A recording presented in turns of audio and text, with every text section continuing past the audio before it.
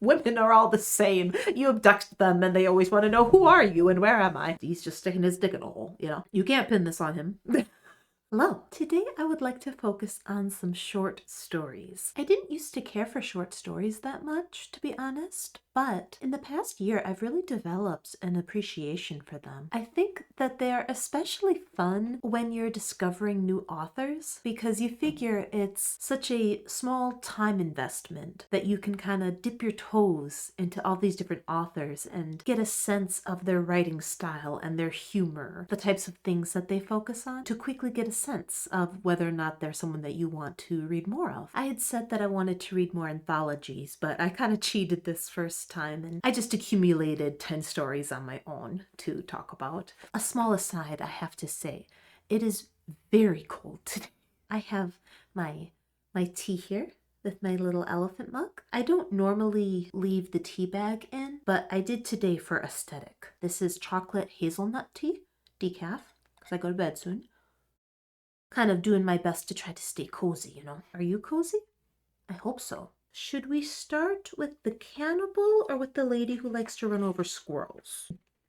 Out of the 10 books that or short stories, whatever. I'm just going to call them books because otherwise I'm going to stumble over it the entire time. So my favorite book that I read is called The Scampering. It has 2 authors. It's by Alana K. Drex and A.W. Mason. And this is 25 pages long. This was so funny. We start off with this quote that actually makes you think that the tone of this story might be a little bit more serious. Bitterness becomes an entity of its own making. And when it's uncontainable, it spreads. And so right off the bat, you think that this might have a more dour, serious tone to it.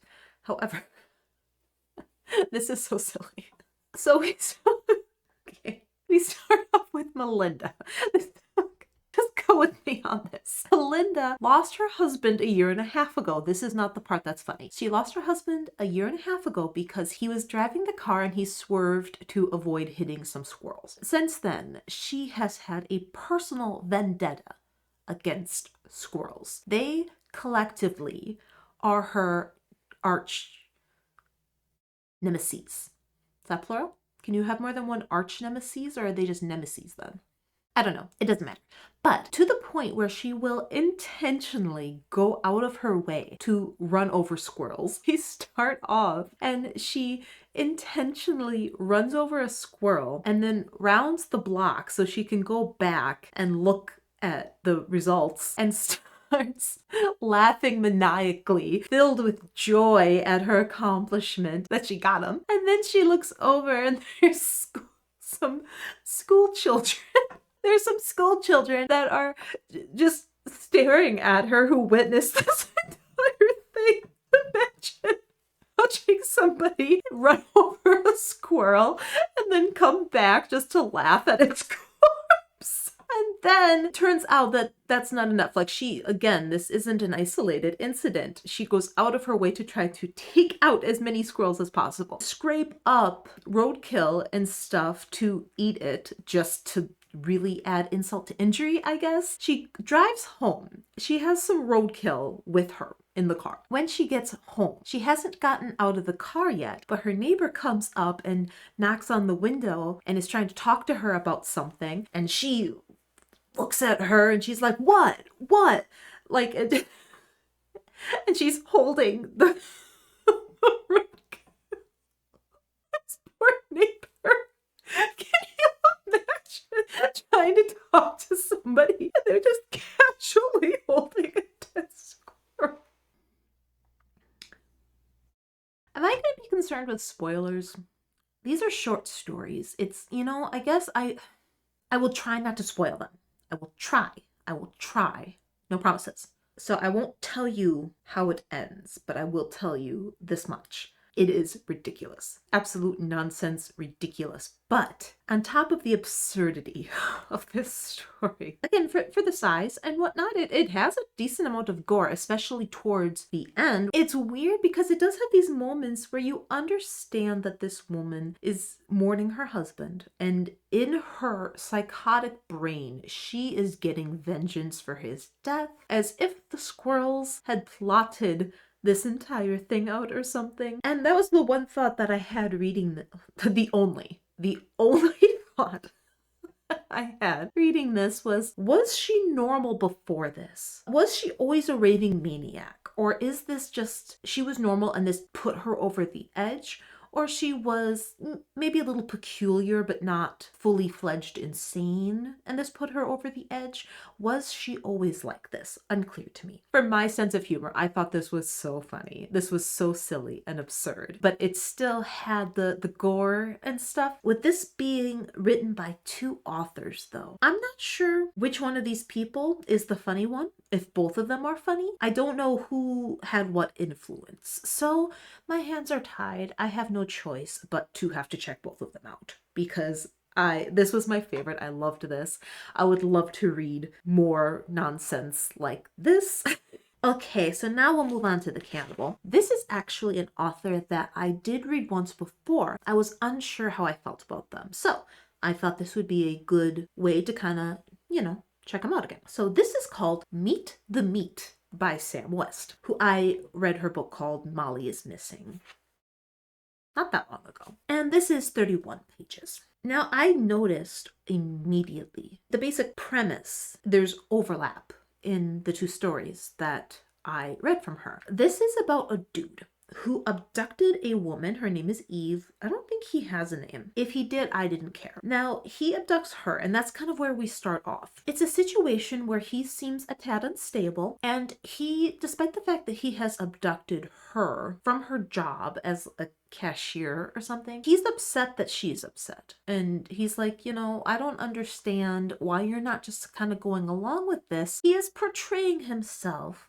to be in love with her, that there's something special about this one. And we find out about Eve. She's also a psychology student. While her initial reaction is to be like, who are you? Where am I? And he doesn't like those questions because this is not his first rodeo, and I guess they all ask that. But she tries to kind of play along with it, and she tries to use her psychology knowledge to manipulate the situation so he doesn't offer, He's like, okay, I want you to put on this dress and then we are going to go eat because I'm preparing a meal for you. And the meal that he is preparing, have you ever seen, there are people, and I do not approve of this nonsense, there are people who eat certain types of critters while they are alive.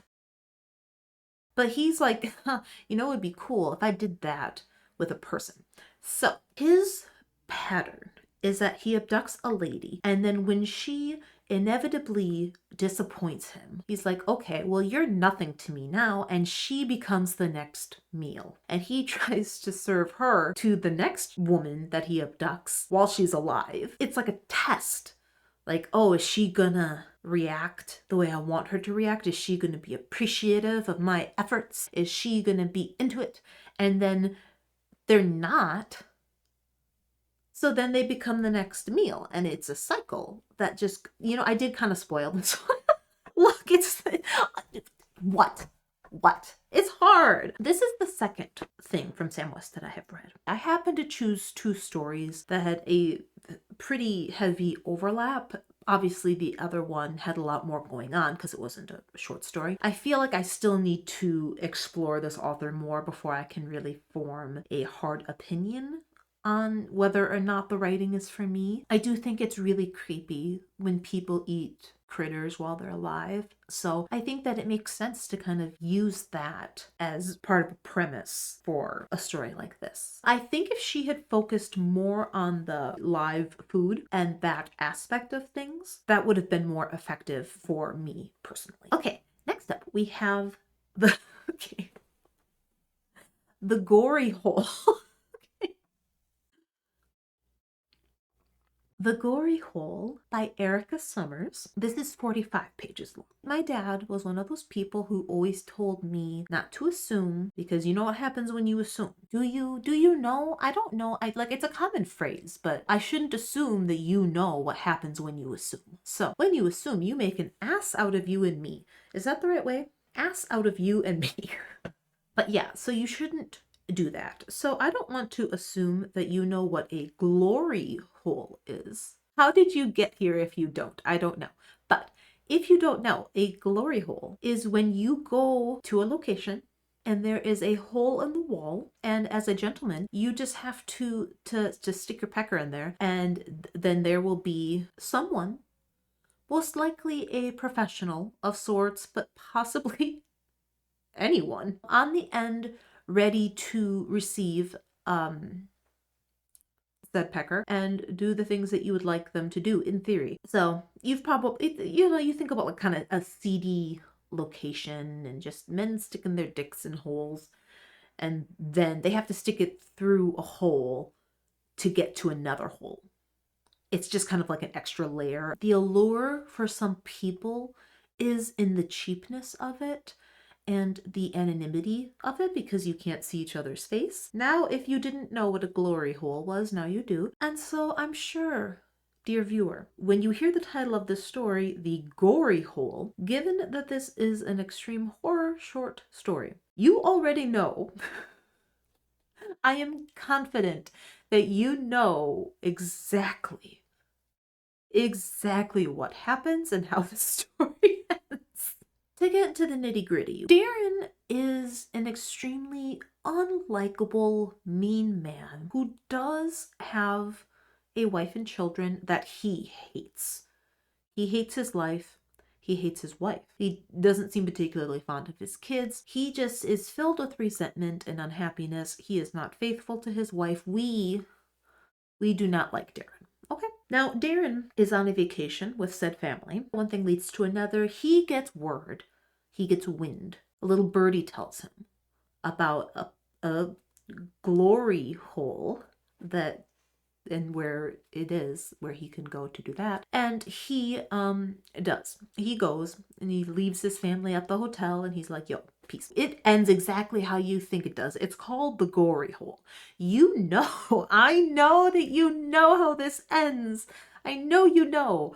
Stop lying to me. I know you do. What else is there to say? I mean, really, the thing is, this is my first time ever reading Erica Summers. This does make me curious to read more from this author. It specifically makes me want to read something longer from her, where she has more time to flesh things out, because I think that a story like this with unlikable characters where there really isn't any twist or turn and it is predictable simply from the title alone, and she still made it fun to read, shows that there's some skill here. Okay, so next up we have Bucket List by Dawn Cano.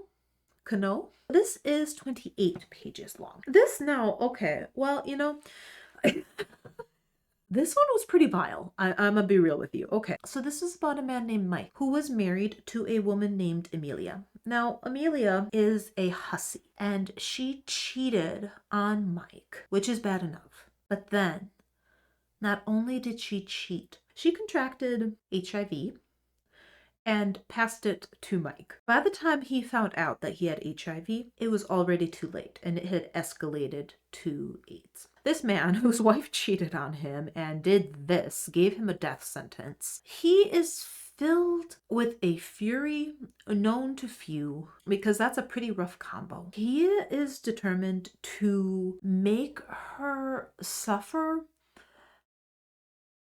So he does do that. He contacts her and asks her to come over so they can talk. He ends up being able to incapacitate her and tie her down and torture her. It's just such a understandable rage. I am in no way saying that I am in support of torturing someone and their. I'm just saying in this case I get it. Despite the fact that this is more egregious than the thing she did to him, I think objectively, you don't really feel sorry for her. I don't want to say are you rooting for Mike? That might be a tad strong. That might be a tad bold. But you don't feel sorry for her. She's a bad lady. Bad woman, bad person. Not every aspect of this goes according to plan. for Mike. I know some people really only do short stories, so I'm not sure if she even does longer form. If she does, I would be curious. I'm intrigued to check her out more. Okay, so this was probably my second favorite one that I read. This isn't by a specific author that I've read before, but I kind of have. This is Deja Vu by Warren Barnes. The Barnes brothers. They're a unit. I don't know why they just both write and so they unify. I don't know. I read Kink, and that was by Crowley Barnes. I haven't read the specific author, but I've read one of the brothers before, and since they are a unit, apparently it's, you know, kind of halfway there, right? This one is 40 pages long. This was such a surreal, weird, out of body experience reading this. Oh, I have to say first. Okay. I forgot about that. At the beginning, before the book even starts, he wrote, "Dear Lord, please may I not end up single and lonely like Joan. Amen." And so you have to understand, because I hadn't read the book yet. So I'm like, who the fuck is Joan and why is she catching strays? But it turns out that Joan is the main character of the story, which was a bit of relief and also a bit of a disappointment. I was kind of hoping that Joan was some bitch that he was calling out, you know? But okay, so you read this story and Joan is in this foggy, weird reality. It's like Groundhog's Day. She wakes up from some bloody, kind of violent, vague dream. Wait with you. She wakes up with a insane headache. And so she's kind of just out of it and everything's kind of off, everything's kind of weird. And then she has to check her phone, but her phone that she swore she plugged in is not plugged in, isn't charged, and is dead. So her concept of what time it is, what day it is, am I supposed to work today? I don't know what day it is. Like, she's just everything is very surreal and kind of confusing. And this pattern repeats. It repeats a few times where she wakes up from this weird, bloody, violent dream. She has a headache. Her phone isn't turned on, even though she swore she plugged it in. She's kind of confused, but each day that repeats, we're getting a little bit more information, but the information doesn't make a whole lot of sense. It's just all these little bits and pieces. There's this weird sound in the hallway. What's all that? What's the smell? Where is everybody? Why is there a bag of body parts in the elevator? The best thing that I can compare it to, I don't know how many of you are going to be familiar with this movie, but Requiem for a Dream. Different people falling into the depths of addiction. This woman is kind of in her apartment at all times, living a very repetitive, redundant life. But with the increasing amount of diet pills that she's taking, her reality becomes stranger and stranger and stranger to the point that she's hallucinating and she's kind of losing her mind. And I don't mean to stray from the story to talk about something else, but if you've seen that movie, that's the vibe of this story. It cuts to the end where it's somewhat explained, but you do not get the sense that the cycle has come to an end. I was right there. I was right there the entire time, and I really, really enjoyed it. I think between this and Kink, these two authors, I feel like I fuck with them. It's right up my alley. I love stuff like this. Okay, so next up we have Toxic Retreat by Justin Schenker. And this is only 18 pages long. When I'm reading stories, I take notes. I just want to make sure that I'm not missing anything important for when I give a review, right? For our main character, Dean, I wrote 30, manager at ice cream parlor, 3-inch pecker. I don't think that last part turned out to be relevant. I guess at the time I thought it was a possibility.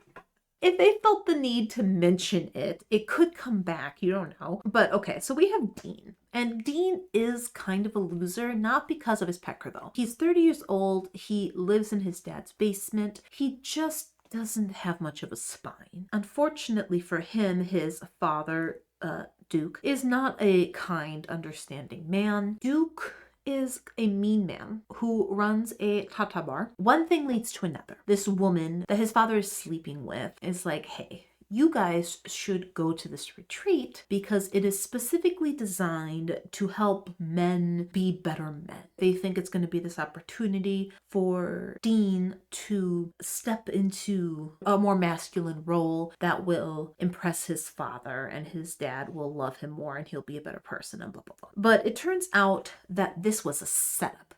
And it's not really a nice retreat trying to make Dean a real man. The real target is Duke, and it's not designed to make him a real man. It's designed to make him real dead. People be getting revenge, and it becomes a matter of, is Dean going to do what feels right to him, or is he going to side with his father who scares the shit out of him? Ironically, the retreat that was presented as an opportunity for Dean to be a real man actually does kind of become an opportunity for him to decide what that means to him. So this story had a strange sort of, I don't know if wholesomeness is the right word. It has parts that are pretty vulgar. I had kind of mixed feelings about the ending, not because I thought it was bad. I guess it was just a bit of a tone shift. I have to say though, and I promise you, I do not mean this in a belittling way at all. I'm being completely and utterly genuine. I think that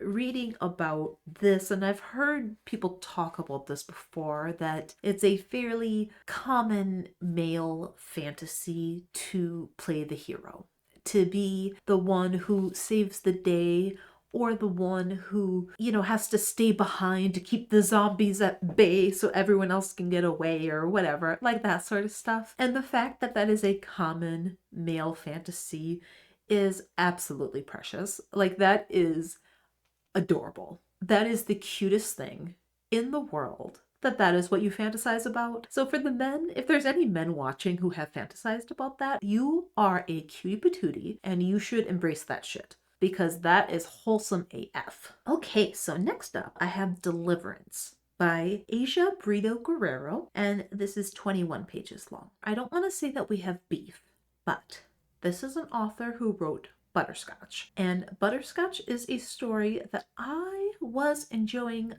thoroughly. I liked it a lot, but the end just completely threw for me. I didn't care for the direction that it went in. It wasn't for me. I was disappointed. It's one of those things where I wouldn't have cared so much if I wasn't enjoying the story so much going up to that point. But because I was enjoying the story so much before that, I knew I wanted to try to read this author again. Now, Deliverance gets us into some religious territory. This is about a girl named Susanna who comes from a very religious upbringing. Her father has passed away. She has not seen her mother in a little bit, but she's planning to go back and visit, despite the fact that her mother is not just deeply religious, but the type of religious where they're mean. Like, they pretty much only read Revelations. You know what I'm talking about? Like, they're just very fire and brimstone. Perhaps they only read the First Testament and they don't really get into the love and forgiveness part of the Bible. I don't know. And that's how her mother is. And despite that, she makes the decision as an adult. Her friend kind of,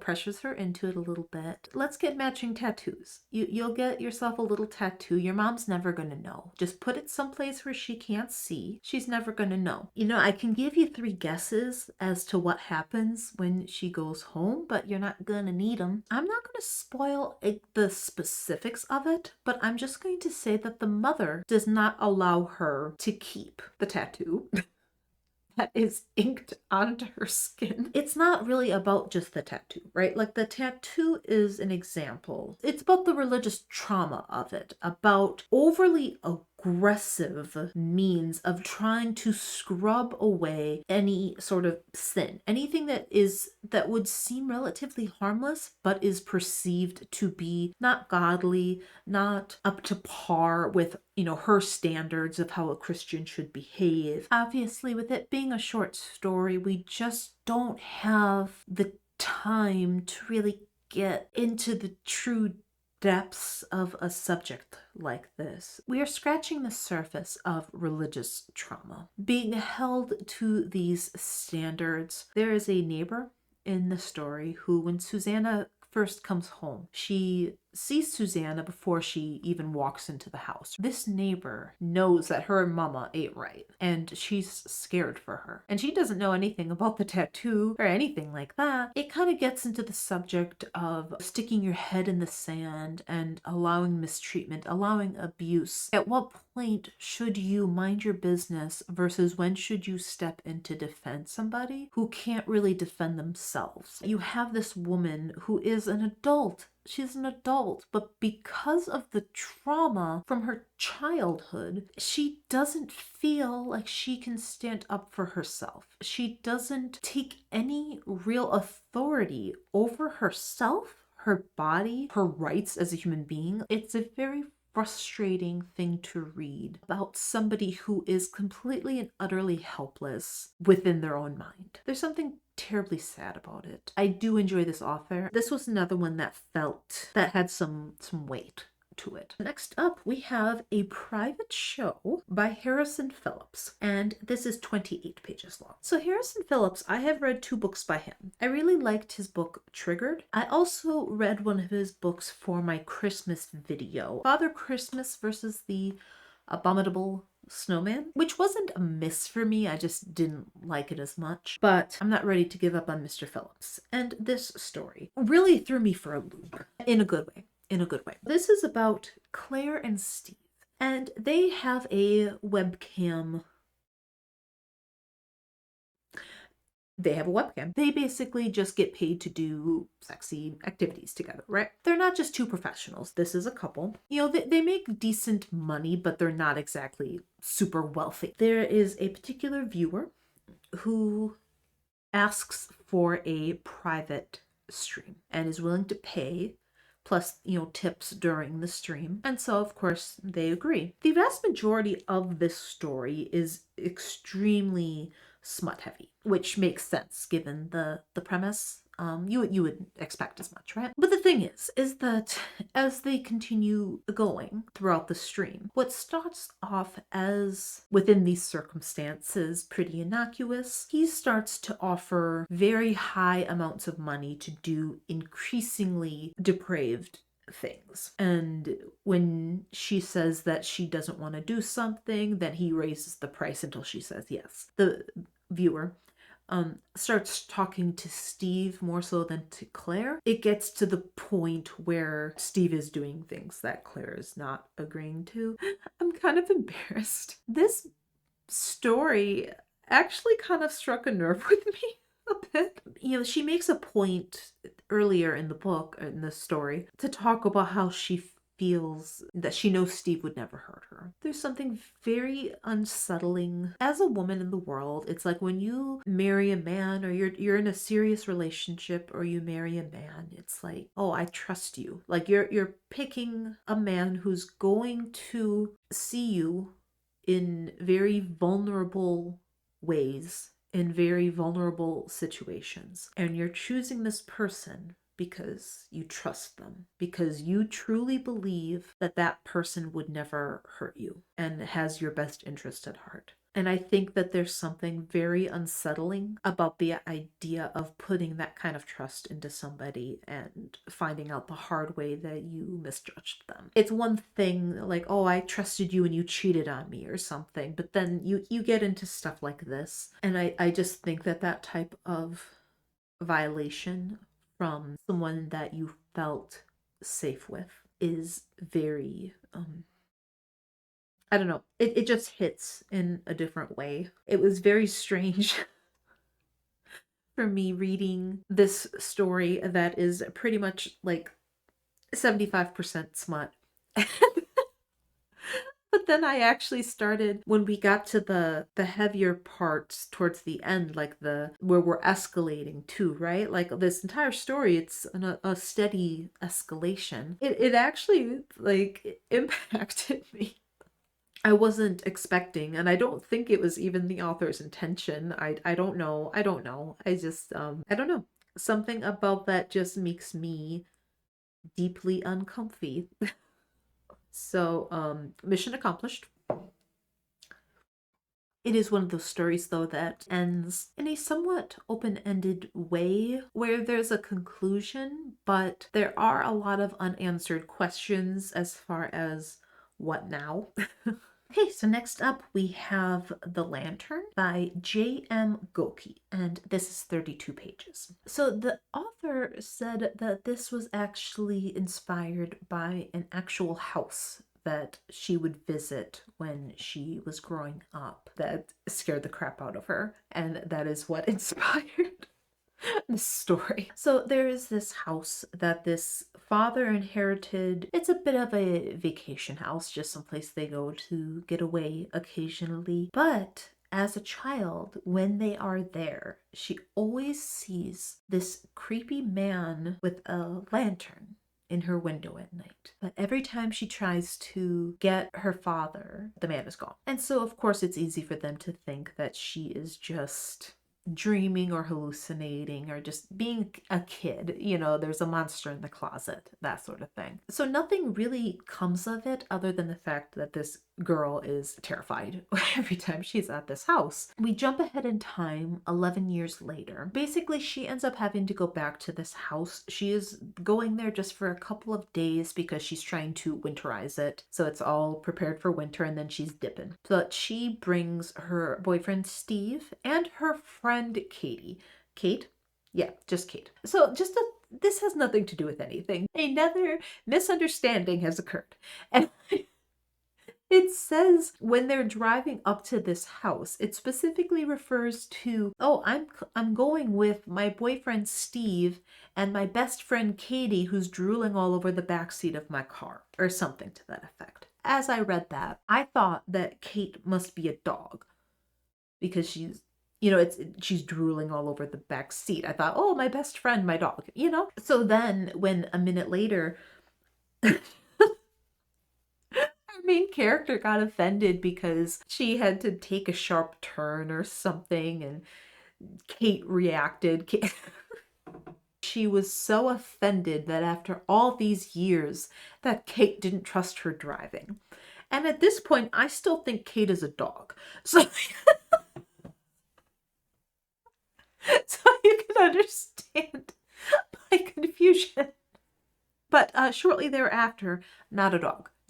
Just a girlfriend who was drooling because she was asleep. It took me a little bit, but I was eventually able to connect the dots. But yeah, basically they get to this house and then in a shocking turn of events, the dude with the lantern is back. Now obviously this would lead you to think one of two things. The fact that she is still seeing the man with the lantern as an adult would suggest that it is not just a child's imagination getting carried away. Either there is actually a dude with a lantern who's like creeping on her, or there's like a supernatural entity with a lantern that's creeping on her. Jen is our main character. I forgot to mention that. So his main goal may be Jen, but he is willing to bulldoze through Kate and Steve in order to get to her. The ending of this is very morbid, and I do like that. This is the type of story where I'm not obsessed with it. It's probably not one that I'm going to remember very well, but there were aspects of it that I enjoyed a lot. And I'm pretty sure that there is a sequel to this coming out soon. I would read the sequel. And last up, we have The Anniversary Dinner by Shawn, Hupp, and this is only 14 pages long. This is about a man named Jim who is surprising his wife, Kristen, for their anniversary. He did this thing where he asked her to get all dolled up, make herself real pretty, and then he blindfolded her, and then he drives around for like half an hour and then takes her back home. Some friends help him out while they were driving around. They set up a nice dinner for them at home. Now, look, this has nothing to do with anything. I'm just saying, personally, there's effort being put here, but I would hate this. Like, if I'm staying at home, let me stay in my jammies.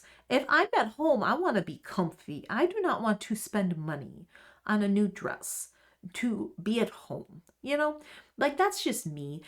Like, I don't want to shit on the idea in general because I'm sure there's some people who would really like that. I just don't get it. After all the hoopla of getting dolled up and all of that just to end up at home, I would feel kind of deflated by that personally, but you know, whatever. So this is their 5-year anniversary, and this whole thing gets interrupted by her ex. The ex comes along. He has drugged the wine so that both Jim and Kristen are awake and able to comprehend what's going on around them, but they can't move. Basically, so that he can make his monologue without interruptions. He wants Kristen back. What exactly his plan is unclear to me.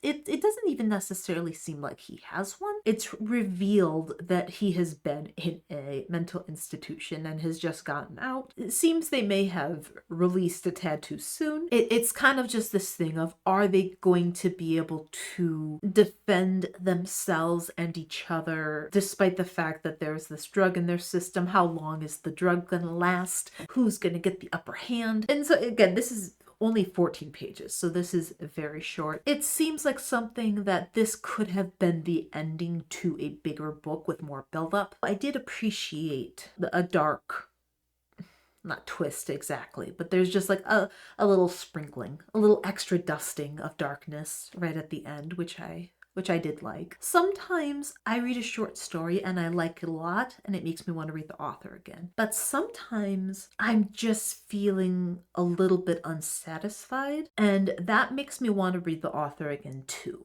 Because sometimes, especially with a short story, it's like, okay, maybe it's just not enough. The things that are happening to them, while objectively sad and terrifying, it doesn't really make me feel anything.